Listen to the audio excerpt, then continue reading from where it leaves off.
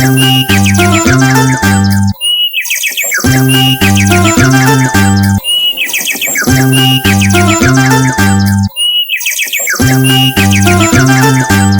ತಮ್ಮ, ಬಾಬಾ ಇವತ್ತು ಬುದ್ಧಿವಂತ ಮಕ್ಳೆ ಅಂತ ಹೇಳ್ತಿದ್ದಾರೆ. ಸದಾ ನೆನ್ಪಿಟ್ಕೊಳ್ಬೇಕಂತೆ, ನಾವು ಅವಿನಾಶಿ ಆತ್ಮರಾಗಿದ್ದೀವಂತೆ. ತಂದೆಯ ಜೊತೆ ಮೊದಲ ಅಂತಸ್ತಿಗೆ ಹೋಗ್ಬೇಕು ಅಂತ ಹೇಳ್ತಿದ್ದಾರೆ. ನೋಡೋ ತಮ್ಮ, ಬಾಬಾ ಇವತ್ತು ಅಂತಸ್ತಿನ ಬಗ್ಗೆ ಹೇಳ್ತಿದ್ದಾರೆ. ಅಣ್ಣ, ಓಂ ಶಾಂತಿ. ಅಣ್ಣ, ಬಾಬಾ ಇವತ್ತೇನೋ ಅಮೃತ್ ವೇಳೆ ಬಗ್ಗೆ ಹೇಳ್ತಿದಾರಲ್ಲಣ್ಣ. ಅಣ್ಣ, ಒಂದಿನ ಮಾತಾಡ್ಬೋದು, 2 ದಿನ ಯೋಗದಲ್ಲಿ ಮಾತಾಡ್ಬೋದು. ಡೈಲಿ ಮಾತಾಡಕ್ಕೆ ನನ್ಗೆ ಬರೋದಿಲ್ಲ ಅಣ್ಣ, ನನಗೆ ಹೇಳ್ಕೊಡಣ್ಣ. ಹಲೋ ಫ್ರೆಂಡ್ಸ್, ಯಾರೆಲ್ಲ ಇದ್ದೀರಾ? ಬಾಬಾ ಅಮೃತ್ ವೇಳೆಯಲ್ಲಿ ಭಿನ್ನ ಭಿನ್ನ ಸುಮಾನದ ಬಗ್ಗೆ ಹೇಳ್ತಾರಂತೆ. ಆ ಸುಮಾನ ಏನೇನು ಅಂತ ನನಗೆ ಕಮೆಂಟ್ ಸೆಕ್ಷನ್ ನಲ್ಲಿ ಬರೀತೀರಾ? ಖಂಡಿತ ಬರೀರಿ, ತಮ್ಮನಿಗೆ ತುಂಬಾ ಉಪಯೋಗ ಆಗುತ್ತೆ. ಅಣ್ಣ, ಬಾಬಾ ಇವತ್ತು ಡ್ರಾಮಾದ ಜ್ಞಾನದ ಬಗ್ಗೆ ಹೇಳ್ತಿದಾರಣ್ಣ. ಏನ್ ಕಳೆದೋಯ್ತು ಅದು ಡ್ರಾಮಾದಲ್ಲಿ ನಿಗದಿಯಾಗಿದ್ಯಂತೆ. ಸ್ಥಿತಿ ಸ್ವಲ್ಪನೂ ಕೂಡ ಏರುಪೇರಿನಲ್ಲಿ ಬರಬಾರ್ದಂತೆ. ಅಣ್ಣ, ಬಲೆ ಎಂತದೇ ಪರಿಸ್ಥಿತಿ ಬರಲಿ, ಭೂಕಂಪ ಆಗ್ಲಿ, ವ್ಯಾಪಾರದಲ್ಲಿ ನಷ್ಟನೇ ಆಗ್ಲಿ, ಎಂದು ಕೂಡ ಬಾಬೋರ್ ಮೇಲೆ ಸಂಶಯ ಬರಬಾರ್ದಂತೆ. ಅಣ್ಣ, ಅಂತವರಿಗೆ ಮಹಾವೀರರು ಅಂತ ಬಾಬಾ ಹೇಳ್ತಿದ್ದಾರೆ. ಡ್ರಾಮಾದ ಯಥಾರ್ಥ ಜ್ಞಾನ ಇರೋದಿಲ್ಲ ಅಂದ್ರೆ ಅಳ್ತಾ ಇರ್ತಾರಂತೆ. ಡ್ರಾಮಾದ ಜ್ಞಾನ ನಿರಂತರ ಯೋಗಿಗಳಾಗುವುದರಲ್ಲಿ ಬಹಳ ಸಹಯೋಗ ನೀಡುತ್ತಂತಣ್ಣ. ಲೇ ತಮ್ಮ, ಬಾಬಾ ನಮಗೆ ಆದೇಶವನ್ನ ಕೊಡ್ತಾರೆ ಅಥವಾ ತಂದೆಯಿಂದ ಶ್ರೀಮತ ಸಿಗತ್ತೆ. ಯಾರ್ ಕೊಡ್ತಾರೆ? ಭಗವಂತ. ಅವರೇ ಪತಿತರಿಂದ ಪಾವನರಾಗ್ಬೇಕು ಅಂತ ತಿಳಿಸ್ತಾ ಇರ್ತಾರೆ. ಈ ಜ್ಞಾನ ನಮ್ಗೋಸ್ಕರನೇ ಇದೆ, ಮತ್ತೆಲ್ಲರೂ ಕೂಡ ಪತಿತರಾಗಿದ್ದಾರೆ ಅಂತ ಹೇಳ್ತಾರೆ. ಈ ಪತಿತ ಪ್ರಪಂಚದ ವಿನಾಶ ಖಂಡಿತ ಆಗತ್ತೆ ಅಂತ ಹೇಳ್ತಿದ್ದಾರೆ. ವಿಕಾರಿಗೆ ಪತಿತರು ಅಂತ ಹೇಳಲಾಗತ್ತಂತೆ. ಜನ್ಮ ಜನ್ಮಾಂತರದಿಂದ ಒಬ್ರು ಇನ್ನೊಬ್ರಿಗೆ ದುಃಖ ಕೊಡ್ತಾ ಬಂದಿದೀವಂತೆ. ಆ ಕಾರಣ ಆದಿ ಮಧ್ಯ ಅಂತ್ಯ ದುಃಖವನ್ನ ಪಡಿತೀವಿ ಅಂತ ಹೇಳ್ತಿದ್ದಾರೆ ತಮ್ಮ. ಒಬ್ರು ಇನ್ನೊಬ್ರನ್ನ ಇವತ್ತು ಪತಿತರನ್ನಾಗಿ ಮಾಡ್ತಾ ಇರ್ತಾರೆ. ಆ ಕಾರಣ ತಮ್ಮ, ಹೇ ಪತಿತ ಪಾವನ ಬಾ ಅಂತ ಕರಿತಿರ್ತಾರಂತೆ ಕಣೋ. ಕೆಲವೊಮ್ಮೆ ನಮ್ಮ ದೌರ್ಬಲ್ಯವನ್ನ ತೋರಿಸದಿರಲು, ಆದ್ರೆ ನಮ್ ಶಕ್ತಿಯನ್ನ ಕಂಡುಹಿಡಿಯೋದಕ್ಕೆ ನಮಗ್ ಪೇಪರ್ ಅನ್ನೋದು ಬಂದೇ ಬರುತ್ತೆ. ಪರೀಕ್ಷೆಗೆ ಒಳಗಾಗ್ಲೇಬೇಕು ಅಂತ ಹೇಳ್ತಿದ್ದಾರೆ ತಮ್ಮ. ಲೇ ತಮ್ಮ, ಕಾಲ ಎಲ್ಲರಿಗೂ ಕೂಡ ಸುಖ ಮತ್ತೆ ದುಃಖವನ್ನ ಕೊಟ್ಟೆ ಕೊಡುತ್ತೆ. ಅವರವರ ಕರ್ಮದ ಅನುಸಾರ, ಕಾಲದ ಅನುಸಾರ ನಾವು ಮುನ್ನಡೆತಾ ಹೋಗ್ಬೇಕು. ಏಕೆಂತ ಹೇಳಿದ್ರೆ ಗಡಿಯಾರದಲ್ಲಿರೋದೇನು? ಮುಳ್ಳುಗಳು, ಹೂಗಳಿಲ್ಲ. ಹೂಗಳಿಲ್ಲ ಅಂದ್ರೂ ಕೂಡ ಕಾಲಕ್ಕೆ ತಕ್ಕಂತೆ ನಾವು ನಡಿತೀವಿ ಅಂತ ಹೇಳಿದಾಗ ಆ ಮುಳ್ಳುನು ಕೂಡ ಹೂವಾಗಿ ಪರಿವರ್ತನೆ ಆಗತ್ತೆ ತಮ್ಮ. ಅಣ್ಣ, ನನ್ಗೊಂದ್ ಮಾತು ನೆನ್ಪಿಗ್ ಬರ್ತಿದೆ. ನಾವೆಷ್ಟೇ ಬೇಡ ಅಂದ್ರು ಈ ಪ್ರಪಂಚದಲ್ಲಿ ಬದುಕ್ಲೇಬೇಕು. ಕೆಲವರು ನಮ್ಮನ್ನ ನಗಿಸ್ತಾರೆ, ಕೆಲವರು ಅಳಿಸ್ತಾರೆ, ಕೆಲವರು ಆಶೀರ್ವಾದ ಮಾಡ್ತಾರೆ, ಕೆಲವರು ಜೀವನದಲ್ಲಿ ಪಾಠ ಕಲಿಸ್ತಾರಣ್ಣ. ನಾವು ಎಲ್ಲವನ್ನ ಸಮಾಧಾನವಾಗಿ ಸ್ವೀಕರಿಸೋದನ್ನ ಕಲಿಬೇಕು. ಅಣ್ಣ, ಬಾಬಾ ಹೇಳ್ತಿದ್ದಾರೆ, ಯಾವುದೇ ಗುರುಗಳು ನಮ್ಮನ್ನ ಪಾವನ ಮಾಡೋದಕ್ಕೆ ಸಾಧ್ಯ ಇಲ್ಲ. ಅವ್ರು ಪಾವನ ಮಾಡಿದ್ರು ಕೂಡ ಒಂದು ಜನ್ಮಕ್ ಮಾತ್ರ. ಆದ್ರೆ ಬಾಬಾ ಜನ್ಮಾಂತರ ಪಾವನರನ್ನಾಗಿ ಮಾಡುವುದಕ್ಕೋಸ್ಕರ ಬಂದಿದ್ದಾರಣ್ಣ. ಡ್ರಾಮಾನುಸಾರ ಅದು ಫಿಕ್ಸ್ ಆಗಿದೆ. ಮಹಾವೀರರಾಗ್ಬೇಕು ಅಂದ್ರೆ ತಂದೆಯನ್ನ ನಿರಂತರ ನೆನ್ಪನ್ನ ಮಾಡ್ಬೇಕು. ಬೆಳಗ್ಗೆ ಎದ್ದು ಯೋಗ ಮಾಡ್ಬೇಕು ಅಂತ ಹೇಳ್ತಿದಾರಣ್ಣ ಬಾಬಾ. ಲೇ ತಮ್ಮ, ಬಾಬಾ ಹೇಳ್ತಾ ಇದ್ದಾರೆ, ತಂದೆ ನೆನ್ಪಲ್ ಕೂತ್ಕೊಂಡು ಇದೇ ಚಿಂತನೆ ಮಾಡ್ಬೇಕಂತೆ. ಬಾಬೋರ ಪರಿಚಯವನ್ನ ಯಾರಿಗ್ ಹೇಗ್ ಕೊಡ್ಬೇಕು ಅಂತ. ಅಮೃತ್ ವೇಳೆ ಟೈಮು ಬಹಳ ಶುದ್ಧವಾಗಿರುತ್ತಂತೆ. ದಿನದಲ್ಲಿ ಉದ್ಯೋಗ, ವ್ಯವಹಾರ ಇದೆಲ್ಲ ಜಂಜಾಟ ಇರುತ್ತೆ. ರಾತ್ರಿ 12 ಗಂಟೆವರೆಗೂ ಕೂಡ ವಿಕಾರಿ ವಾಯುಮಂಡಲ ಇರುತ್ತಂತೆ ತಮ್ಮ. ಸಾಧು ಸಂತ ಭಕ್ತರೆಲ್ಲ ಬೆಳಗ್ಗೆ ಎದ್ದು ಭಕ್ತಿಯನ್ನ ಮಾಡ್ತಾರಂತೆ. ನೋಡಿದ್ರೆ ದಿನದಲ್ಲೂ ಕೂಡ ನೆನಪು ಮಾಡ್ಬೋದು. ಬಲೆ ಉದ್ಯೋಗ ವ್ಯವಹಾರಗಳಲ್ಲಿರ್ಬೋದು. ಬುದ್ಧಿಯೋಗ ಯಾವ ದೇವತೆಯ ಪೂಜಾರಿಯಾಗಿರ್ತಾರೋ ಅವ್ರ ದರ್ಶನಕ್ಕಾಗಿ ಪರಿಶ್ರಮ ಪಡ್ತಾರಂತೆ ತಮ್ಮ. ನೋಡೋ, ಬಾಬಾ ಭಕ್ತಿಯ ಸೀಕ್ರೆಟ್ ಅನ್ನು ಕೂಡ ನಾವು ಮಕ್ಳಿಗೆ ತಿಳಿಸ್ಕೊಡ್ತಾರೆ ನೋಡೋ ತಮ್ಮ. ಅಣ್ಣ, ಬಾಬಾ ಹೇಳ್ತಾ ಇದ್ದಾರೆ, ಭಕ್ತಿ ಮಾಡ್ತಾ ನಾವು ತಮೋ ಪ್ರಧಾನರು ಆಗ್ಲೇಬೇಕಂತಣ್ಣ. ಭಕ್ತಿಯಲ್ಲೂ ಕೂಡ ಶಿವನಿಗೆ ಬಲಿ ಕೊಡ್ತಾರೆ. ಅದು ಕಾಶಿ ಕಲ್ವಟ್ ಅಂತ ಹೇಳ್ತಿದಾರಣ್ಣ. ಅಣ್ಣ, ನಾನು ಫಸ್ಟ್ ಟೈಮ್ ಈ ಮಾತನ್ನ ಕೇಳ್ದೆ ಅಣ್ಣ. ಅವರು ಶಿವನನ್ನ ನೆನಪು ಮಾಡ್ತಾ ಮಾಡ್ತಾ ಬಾವಿಯಲ್ಲಿ ಹಾರಿ ಬೀಳ್ತಾರಂತಣ್ಣ. ಅದು ಶಿವನಿಗೆ ಬಲಿಹಾರಿ ಆಗ್ತಾರೆ. ಅದು ಭಕ್ತಿ ಮಾರ್ಗದ ಬಲಿ ಅಂತ ಹೇಳ್ತಿದ್ದಾರೆ. ಇದು ಬಾಬೋರಿಗೆ ಅರ್ಪಣೆ ಆಗೋದು ಜ್ಞಾನ ಮಾರ್ಗದ ಬಲಿ. ಎರಡರಲ್ಲೂ ಕೂಡ ಪರಿಶ್ರಮ ಇದೆ. ಭಕ್ತಿ ಮಾಡೋದ್ರಿಂದ ಲಾಭ ಇಲ್ಲ ಅಂತ ಹೇಳ್ತಿದ್ದಾರೆ. ತನ್ನ ಶರೀರವನ್ನ ಅವರು ಘಾತ ಮಾಡ್ಕೊಳ್ತಾರಂತಣ್ಣ. ಯಥಾರ್ಥ ಜ್ಞಾನ ಅಲ್ಲ ಅಂತ ಹೇಳ್ತಿದ್ದಾರೆ. ಆತ್ಮನೇ ಪರಮಾತ್ಮ ಅಂತ ಅವರು ಹೇಳ್ಬಿಡ್ತಾರೆ. ಆತ್ಮಾಭಿಮಾನಿ ಅಂತೂ ಒಬ್ರೇ ತಂದೆ ಆಗಿದ್ದಾರೆ. ಬಾಬಾ ಹೇಳ್ತಿದ್ದಾರೆ, ನಾನೊಬ್ನೇ ಪರಮಾತ್ಮ. ಆತ್ಮ ಪರಮಾತ್ಮ ಆಗೋದಕ್ಕೆ ಸಾಧ್ಯ ಇಲ್ಲ ಮಕ್ಕಳೇ ಅಂತ ಹೇಳ್ತಿದಾರಣ್ಣ. ಅಣ್ಣ, ಬಾಬಾ ಎಷ್ಟು ಚೆನ್ನಾಗಿ ಎಲ್ಲ ಮಾತುಗಳನ್ನ ಹೇಳ್ತಾ ಹೋಗ್ತಾರಣ್ಣ. ನಂಬಿಕೆಗಳು ಸತ್ತೋದಾಗ, ಸಂಬಂಧಗಳು ಸಮಾಧಿಯಾದಾಗ, ಭಾವನೆಗಳಿಗೆ ಬೆಂಕಿ ಬಿದ್ದಾಗ ಈ ಭೂಮಿಯಲ್ಲಿ ಪರಮಾತ್ಮನ ಆಶ್ರಯ ಒಂದೇ ಅಂತಿಮ ಆಶ್ರಯ ಅಣ್ಣ. ಬಾಬಾ ಹೇಳ್ತಿದ್ದಾರೆ, ತಮ್ಮ ಪತಿತರನ್ನ ಪಾವನರನ್ನಾಗಿ ಮಾಡೋದಕ್ಕೆ ಬರ್ತೀನಿ. ಆದ್ರೆ ಡ್ರಾಮಾದಲ್ಲೇನಿದೆ ಅದೇ ಆಗತ್ತೆ. ಭೂಕಂಪ ಆಗತ್ತೆ, ಮನೆ ಬೀಳತ್ತೆ, ಇದೆಲ್ಲ ಡ್ರಾಮಾದಲ್ಲಿ ಫಿಕ್ಸ್ ಆಗಿತ್ತು. ಇದೇ ರೀತಿ ಆಗತ್ತೆ. ನಮ್ ಸ್ಥಿತಿ ಸ್ವಲ್ಪನೂ ಕೂಡ ಅಲ್ಗಾಡುವಂತ ಅವಶ್ಯಕತೆ ಇಲ್ಲ. ಡ್ರಾಮಾದ್ಮೇಲೆ ದೃಢವಾಗಿ ನಿಂತಿರ್ಬೇಕು ಅಂತ ಹೇಳ್ತಿದ್ದಾರೆ. ಅಂತವ್ರನ್ನ ತಮ್ಮ ಬಾಬಾ ಹೇಳ್ತಿದ್ದಾರೆ ಮಹಾವೀರರು ಅಂತ. ಅಪಘಾತಗಳು ಕೂಡ ಆಗತ್ತೆ. ಯಾರ್ದೇ ರಕ್ಷಣೆ ಮಾಡೋದಕ್ಕೆ ಸಾಧ್ಯನಾ? ಇದು ಡ್ರಾಮಾದಲ್ಲಿ ಫಿಕ್ಸ್ ಆಗಿದೆ ಅಂತ ಹೇಳ್ತಾರೆ. ಡ್ರಾಮಾದಲ್ಲಿ ಇದೇ ರೀತಿ ಪಾತ್ರ ಇದೆ ಅಂತ ಹೇಳ್ತಿದ್ದಾರೆ. ಯಾರು ಡ್ರಾಮಾವನ್ನ ತಿಳ್ಕೊಂಡಿಲ್ಲ ಅವರ ದೇಹವನ್ನ ನೆನಪು ಮಾಡ್ಕೊಂಡು ಕಣ್ಣೀರನ್ನ ಸುರಿಸ್ತಾರಂತೆ ತಮ್ಮ. ಯಾರ್ ಕಣ್ಣೀರಾಗ್ತಾರೆ ಬಾಬುರನ್ನ ನೆನಪು ಮಾಡೋದಕ್ಕೆ ಆಗೋದಿಲ್ಲ ಅಂತ ಹೇಳ್ತಿದ್ದಾರೆ. ಏಕೆಂದ್ರೆ ಶಿವ ತಂದೆಯೊಂದಿಗೆ ಪ್ರೀತಿನೇ ಇಲ್ಲ. ಸತ್ಯವಾದಂತಹ ಒಬ್ಬ ತಂದೆ ಜೊತೆಯಲ್ಲಿ ಪ್ರೀತಿ ಇರ್ಬೇಕಂತೆ ತಮ್ಮ. ಬಾಯ್ ಬಿಟ್ರೆ ತಮ್ಮ ನಂಬಿಕೆ ಇಲ್ವಾ ಅಂತಾರೆ. ನಂಬುದ್ರೆ ಆ ನಂಬಿಕೆಗೆ ಅರ್ಥ ಇರೋದಿಲ್ಲ ಅಂತ ವರ್ತನೆ ಮಾಡ್ತಾರೆ ಕಣೋ. ಜಗತ್ತೇ ಹಿಂಗಿದೆ ನೋಡೋ ತಮ್ಮ. ಅಣ್ಣ, ಬಾಬಾ ಹೇಳ್ತಾ ಇದ್ದಾರೆ, ಅನ್ಯ ಸಂಘಗಳನ್ನ ಬಿಟ್ಟು ಒಬ್ಬ ತಂದೆಯ ಸಂಘದಲ್ಲಿ ಇರ್ಬೇಕು.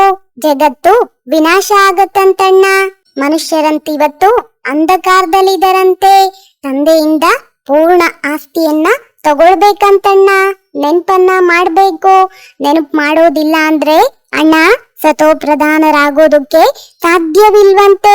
ಡಾಕ್ಟರ್ ಹತ್ರ ಹೋಗಿ ಡಾಕ್ಟ್ರೇ ಡಾಕ್ಟ್ರೇ ಡಾಕ್ಟ್ರೇ ನನಗೆ ತುಂಬಾ ನೋವು ಆಗ್ತಿದೆ ಅಂತ ಹೇಳೋದೇ ಇಲ್ಲ ಅಂತ ಹೇಳಿದ್ರೆ ಡಾಕ್ಟ್ರು ಏನ್ ಮಾಡ್ತಾರೆ? ಔಷಧಿಯನ್ನ ಕೊಡ್ತಾರೆ. ಅದೇ ರೀತಿಯಲ್ಲಿ ಬಾಬುವ್ರ ಹತ್ರ ನಮ್ಮ ಒಳಗಡೆ ಏನೆಲ್ಲ ನಡೀತಾ ಇದೆ ಅದನ್ನ ಹೇಳ್ಬೇಕಂತಣ್ಣ. ಯಾವುದನ್ನು ಕೂಡ ಅಣ್ಣ ಮುಚ್ಚಿಡ್ಬಾರ್ದಂತೆ. ಬೆಳಗಿನ ಸಮಯ ತುಂಬಾ ಚೆನ್ನಾಗಿರುತ್ತಂತೆ. ಆ ಸಮಯದಲ್ಲಿ ಮಾಯೆ ಬಿರುಗಾಳಿ ಅನ್ನೋದು ಬರೋದಿಲ್ಲ. ರಾತ್ರಿ 12 ಗಂಟೆವರೆಗೂ ಅಣ್ಣ ಬಾಬಾ ಹೇಳ್ತಾ ಇದ್ದಾರೆ, ಏನ್ ಮಾಡಿದ್ರು ಪ್ರಯೋಜನ ಇಲ್ವಂತೆ.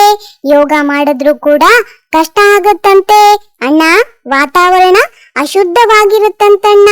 1 ಗಂಟೆವರೆಗೂ ಬಿಟ್ಬಿಡ್ಬೇಕು. 1 ಗಂಟೆ ನಂತರ ವಾಯುಮಂಡಲ ಅನ್ನೋದು ಶುದ್ಧ ಆಗ್ತಾ ಹೋಗುತ್ತಂತಣ್ಣ. ನಮ್ಮದು ಸಹಜ ರಾಜಯೋಗ ಅಲ್ವಾ? ಆರಾಮಾಗಿ ಕೂತ್ಕೊಂಡು ನಂತರ ಮಕ್ಕಳೇ ಯೋಗ ಮಾಡಿ ಅಂತ ಹೇಳ್ತಿದಾರಣ್ಣ. ಸೂರ್ಯ ನಮ್ಮನ್ನ ಎಬ್ಬಿಸುವ ತನಕ ನಾವು ಮಲಗ್ಕೊಂಡ್ರೆ ಎಲ್ಲ ಕಳ್ಕೊಳ್ತೀವಿ. ಯಾವಾಗ ಸೂರ್ಯ ಎಬ್ಬಿಸೋದಕ್ಕೆ ಮುಂಚೆ ನಾವ್ ಎದೊಳ್ತೀವಿ, ಯಶಸ್ ಅನ್ನೋದು ಸಿಗ್ತಾ ಹೋಗುತ್ತೆ. ಬಾಬೋರ ಅಮೃತ ವೇಳೆ ಯೋಗವನ್ನು ಕೂಡ ಮಾಡ್ಬೋದಲ್ವಾ ಅಣ್ಣ? ತಮ್ಮ, ಬ್ರಹ್ಮ ತಂದೆ ತನ್ನ ಅನುಭವವನ್ನ ತಿಳಿಸ್ತಾ ಇದ್ದಾರೆ. ನಾನು ತಂದೆಯೊಂದಿಗೆ ಮಾತಾಡ್ತೀನಿ. ಬಾಬಾ, ಇದೆಂತಹ ವಿಚಿತ್ರ ನಾಟಕ ಆಗಿದೆ. ತಾವು ಬಂದು ಪತಿತರಿಂದ ಪಾವನರನ್ನಾಗ್ ಮಾಡ್ತೀರಾ. ಇಡೀ ಪ್ರಪಂಚ ಹೇಗ್ ಪರಿವರ್ತನೆ ಮಾಡ್ತೀರಾ ಬಾಬಾ? ಬಹಳ ಅದ್ಭುತ ಅನ್ನೋ ಒಂದ್ ರೀತಿಯಲ್ಲಿ ಹೇಳ್ತಾರೆ. ಹೇಗೆ ಬ್ರಹ್ಮ ತಂದೆಗೆ ವಿಚಾರಗಳು ಬರುತ್ತೋ ಅದೇ ರೀತಿ ತಮ್ಮ ನಾವು ಮಕ್ಳಿಗೂ ಕೂಡ ಬರ್ಬೇಕಂತೆ. ಹೇಗೆ ಮನುಷ್ಯರ ಜೀವನದ ದೋಣಿಯನ್ನ ಪಾರ್ ಮಾಡೋದು ಅಂತ. ಅಣ್ಣ, ಬಾಬಾ ಎಲ್ಲ ಪ್ರಕಾರದಲ್ಲೂ ಕೂಡ ತಿಳಿಸ್ಕೊಡ್ತಾರಂತೆ. ಅದೇ ನಷ್ಟ ಮಾಡ್ಕೊಳೋದು ನಮ್ ಕೈನಲ್ಲೇ ಇರ್ಬೇಕಂತೆ. ನಮ್ಮಿಂದ ಏನಾದ್ರು ತಪ್ಪಾಯ್ತು ಅಂತ ಹೇಳಿದ್ರೆ ಅಣ್ಣ ಬಾಬಾ ಹೇಳ್ತಿದ್ದಾರೆ, ಸುಳ್ಳನ್ ಹೇಳ್ತೀವಂತೆ. ತಕ್ಷಣ ಬರಿಬೇಕಂತೆ ಬಾಬಾ ನನ್ನಿಂದ ಇಂತ ತಪ್ಪಾಯ್ತು ಅಂತ ಪಾಪವನ್ನ ಬರೀರಿ ಅಂತ ಹೇಳ್ತಿದ್ದಾರೆ.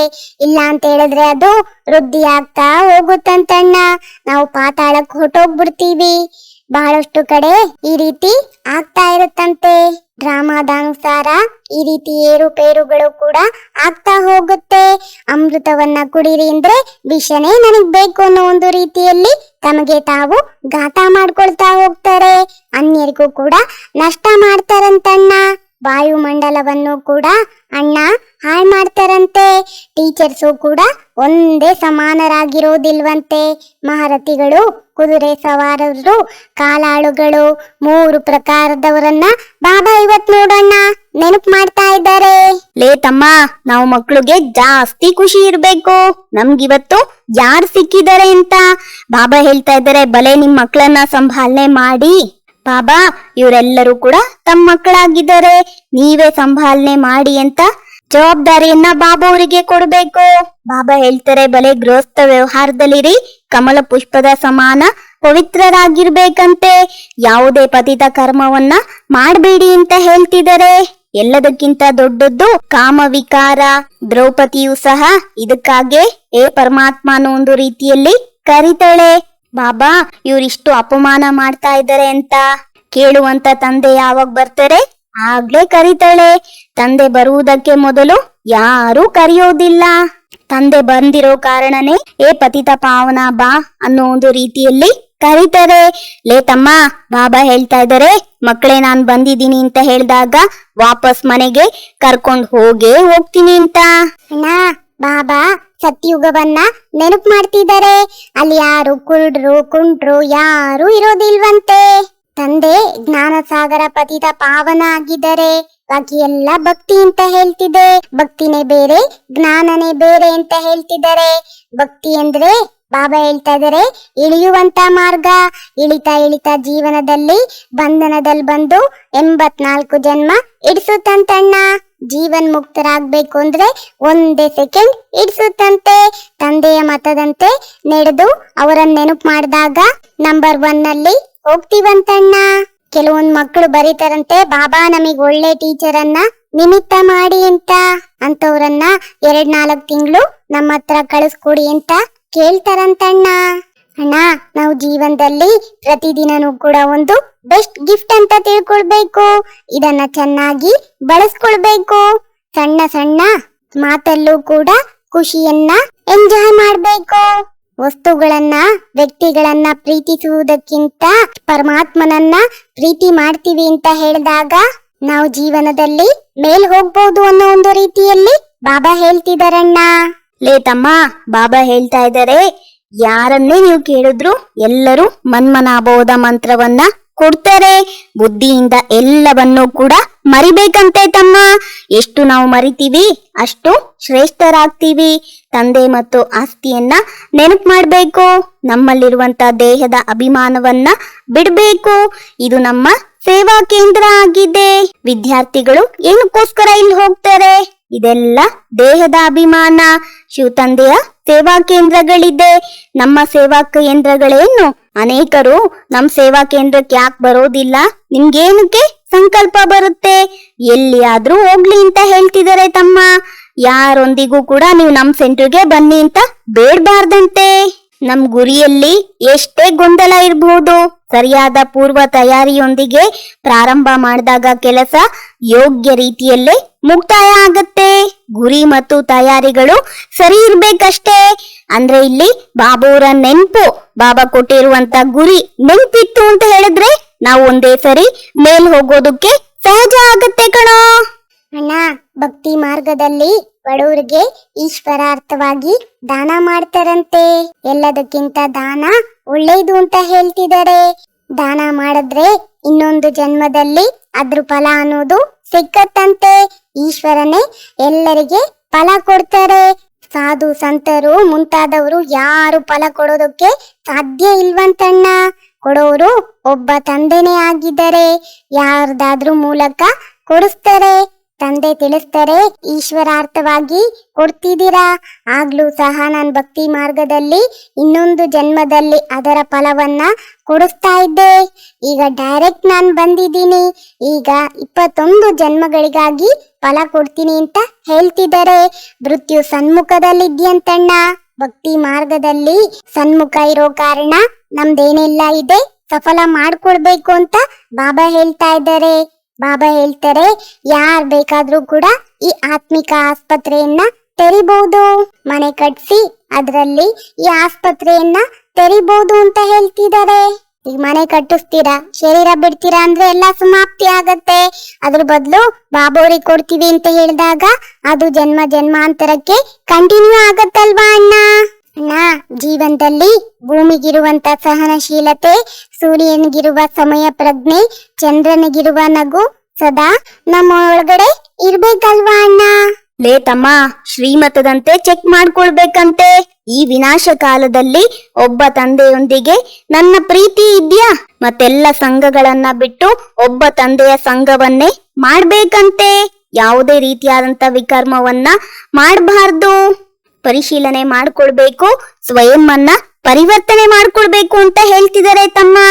ಈ ಶರೀರದ ಮೇಲೆ ಯಾವುದೇ ರೀತಿಯಲ್ಲಿ ಭರವಸೆ ಇಲ್ಲ. ನಮ್ದೇನೆಲ್ಲ ಇದೆ ಸಫಲ ಮಾಡ್ಕೊಳ್ಬೇಕು. ನಮ್ ಸ್ಥಿತಿಯನ್ನ ಏಕರಸ ಅಚಲವನ್ನಾಗಿ ಮಾಡ್ಕೊಳ್ಬೇಕು. ಡ್ರಾಮಾದ ರಹಸ್ಯವನ್ನ ಬುದ್ಧಿಯಲ್ಲಿಟ್ಕೊಂಡು ನೆರಿಬೇಕು ಅಂತ ಹೇಳ್ತಿದ್ದಾರೆ ತಮ್ಮ. ಅಣ್ಣ, ನಿಷ್ಕಾಮ ಸೇವೆಯ ಮೂಲಕ ವಿಶ್ವದ ರಾಜ್ಯವನ್ನ ಪ್ರಾಪ್ತಿ ಮಾಡಿಕೊಳ್ಳುವಂತಹ ವಿಶ್ವ ಕಲ್ಯಾಣಿ ದಯಾಹೃದಯಿ ಅಂತ ಹೇಳ್ತಿದ್ದಾರೆ. ಯಾರು ಸ್ವಾರ್ಥ ಇಲ್ಲದೆ ಸೇವೆ ಮಾಡ್ತಾರೆ ಅವರಿಗೆ ಸಂಕಲ್ಪ ಎಂದು ಬರೋದಿಲ್ಲ. ನಾನಿಷ್ಟೊಂದು ಮಾಡಿದೆ, ಇದರಿಂದ ನನ್ನ ಹೆಸರು ಬರ್ಬೇಕು, ಸ್ಥಾನ ಬರ್ಬೇಕು, ನನಗೆಲ್ಲರೂ ಕೂಡ ಬೆಲೆ ಕೊಡ್ಬೇಕು ಅಂತ. ಇದು ಕೂಡ ತಗೊಳೋದಾಯ್ತು ಅಂತ ಹೇಳ್ತಿದ್ದಾರೆ. ತಾತನ ಮಕ್ಕಳು ಅಂತ ಹೇಳಿದಾಗ ತಗೊಳೋ ಸಂಕಲ್ಪವನ್ನ ಮಾಡಬಾರ್ದಂತಣ್ಣ. ಅಂತವ್ರು ದಾತ ಆಗೋದಿಲ್ಲ ಅಂತ ಹೇಳ್ತಿದಾರಣ್ಣ. ತನ್ನ ತಪ್ಪನ್ನ ಅನ್ಯರ ಮೇಲೆ ಒರೆಸೋದು ಕೂಡ ಪರಚಿಂತನೆ ಅಂತ ಬಾಬಾ ಹೇಳ್ತಿದ್ದಾರೆ ನೋಡಣ್ಣ. ನಾನು ಅಂದ್ಕೊಳ್ತೀನಿ, ಈ ಒಂದು ಅಣ್ಣ ತಮ್ಮರ ವಾರ್ತಾಲಾಪ ಇಷ್ಟ ಆಯ್ತು ಅಂದ್ರೆ ಲೈಕ್ ಮಾಡಿ, ಶೇರ್ ಮಾಡಿ, ನಿಮ್ಮದೇ ಆದಂತ ಈ ಚಾನೆಲ್ ಅನ್ನ ಸಬ್ಸ್ಕ್ರೈಬ್ ಆಗೋದನ್ನ ಮರಿಬೇಡಿ. ಓಂ ಶಾಂತಿ. ಅಣ್ಣ ತಮ್ಮನ ಕಡೆಯಿಂದ ಓಂ ಶಾಂತಿ.